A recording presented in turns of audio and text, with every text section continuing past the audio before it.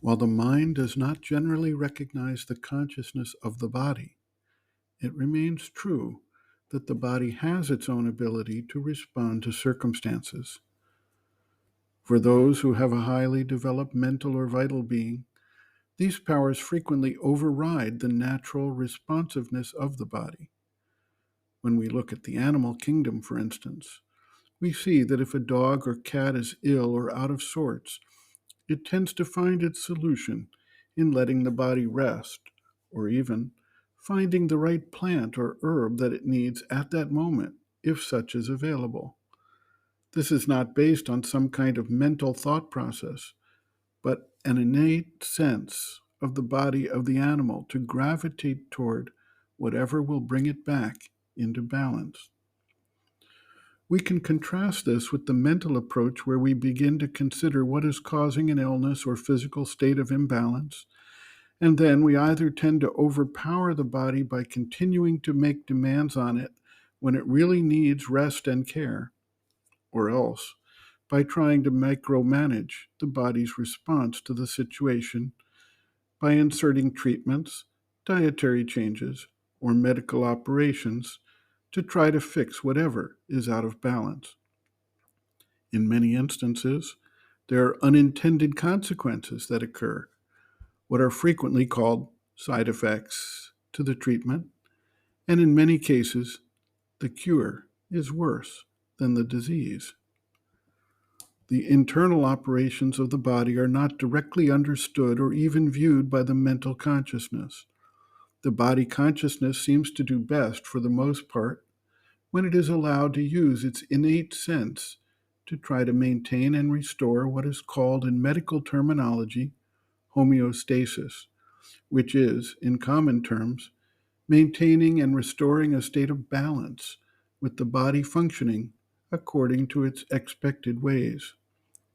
Thus, if the blood chemistry is getting out of balance, for instance, the body automatically takes steps to try to restore that balance through an offsetting chemical response, either a craving for a certain food or other internal change that addresses whatever is going wrong.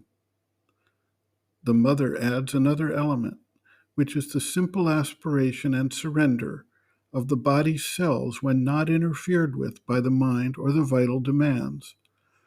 The body aspires for health, energy, wellness, vibrancy, and automatically turns, as a sunflower does to the sun, toward the source of health.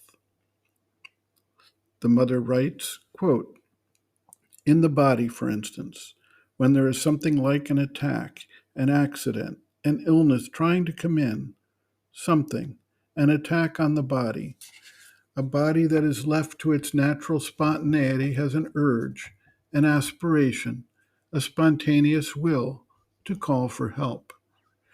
But as soon as the affair goes to the head, it takes the form of things to which one is accustomed. Everything is spoilt. But if the body is seen in itself, just as it is, there is something which suddenly wakes up and calls for help, and with such a faith, such an intensity, just as the tiny little baby calls its mama, you know, or whoever is there. It says nothing if it cannot speak. But the body left to itself without this kind of constant action of the mind upon it, well, it has this. As soon as there is some disturbance, immediately it has an aspiration, a call, an effort to seek help, and this is very powerful. If nothing intervenes, it is very powerful. It is as though the cells themselves sprang up in an aspiration, a call. In the body, there are invaluable and unknown treasures. In all its cells, there is an intensity of life, of aspiration, of the will to progress, which one does not usually even realize. The body consciousness would have to be completely warped by the action of the mind and vital for it not to have an immediate will to reestablish the equilibrium. When this will is not there, it means that the entire body consciousness has been spoiled by the intervention of the mind and vital. In people who cherish their malady more or less subconsciously with a sort of morbidity, under the pretext that it makes them interesting, it is not their body at all. Poor body. It is something they have imposed upon it with a mental or vital perversion.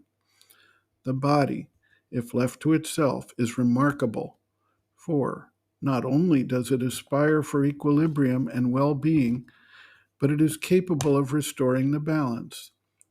If one leaves one's body alone without intervening with all those thoughts, all the vital reactions, all the depressions, and also all the so-called knowledge and mental constructions and fears, if one leaves the body to itself, spontaneously it will do what is necessary to set itself right again. The body in its natural state likes equilibrium, likes harmony, and it is the other parts of the being which spoil everything. End quote. Reference, Sri Aurobindo and the Mother, Our Many Selves, Practical Yogic Psychology, Chapter 2, Planes and Parts of the Being, pages 23 to 24.